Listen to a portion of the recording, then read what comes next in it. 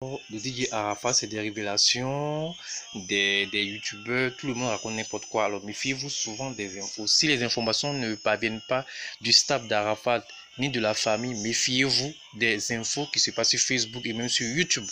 Alors, quelqu'un écrit comme ça que DJ Arafat serait enterré en France.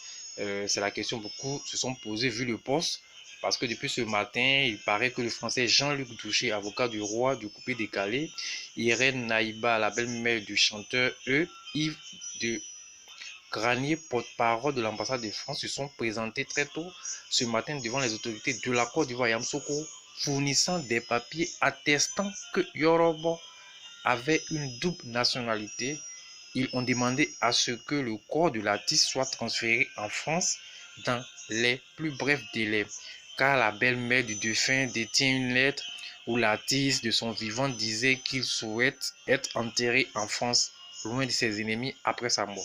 La nouvelle ne fait que tomber. Selon certains, Carmen, la femme du défunt, sera la seule à décider de son époux s'il doit être inhumé ici ou en France. Bon, les gars, quand vous avez ces genres d'informations, méfiez-vous parce que tout le monde cherche à faire du buzz, tout le monde cherche à se faire valoir, tout le monde veut gagner des vues, tout le monde veut se montrer devant cette histoire de mort d'Arafat. Alors méfiez-vous de cette info.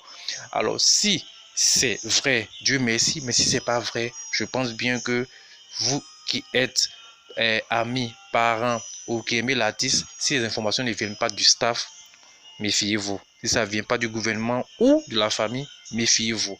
Si cette information est vraie, Dieu merci. Mais quand une info comme ça ne vient pas de la famille, que ça tombe net sur le net, méfiez-vous beaucoup. C'est tout ce que je tenais à vous dire.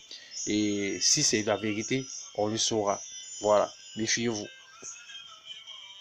De DJ Arafat, c'est des révélations, des youtubeurs, tout le monde raconte n'importe quoi. Alors méfiez-vous souvent des infos. Si les informations ne parviennent pas